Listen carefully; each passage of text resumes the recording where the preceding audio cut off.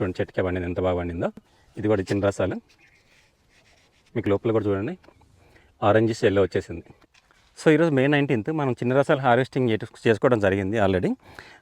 So ఇక్కడ మీరు చూస్తే చిన్న రసాలు మీరు చూసారు కదా, అసలు దీనికి ఈ జీడి అంటాం, శాప్ అనేది అసలు చూడండి మీకు ఒక డ్రాప్ కూడా రావట్లేదు, జస్ట్ ఒక డ్రాప్ వచ్చింది.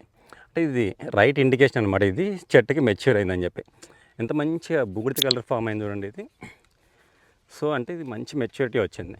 మీరు ఇక్కడ చూసుకుంటే కూడా ఒక రకమైన ఎల్లో కలర్ కనిపిస్తుంది కదా, ఇది ఒక గుర్తు. ప్లస్ లోపల కూడా నేను కట్ చేస్తున్నా ఇట్లుందని చెప్పేసి. ఇక్కడ మనకి ఫస్ట్ బ్యాచ్ చిన్న రసాలు కొంచెం పులుపు తగిలింది, బట్ ఈ బ్యాచ్లో మాత్రం అసలు అటువంటి ఉండనే ఉండదు. మీకు లోపల కూడా చూడండి ఆరెంజ్ ఎల్లో వచ్చేసింది, అంటే లోపల నుంచి పంట ఆల్రెడీ స్టార్ట్ అయిపోయింది. చెట్టు మీదనే పండి కింద రాలింది.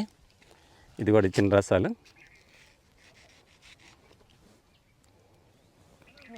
చూడండి చెట్టుకే పండింది, ఎంత బాగా పండి. చిన్న రసాల బ్యాచ్ చాలా బాగుంటుంది. నెక్స్ట్ ఇంకా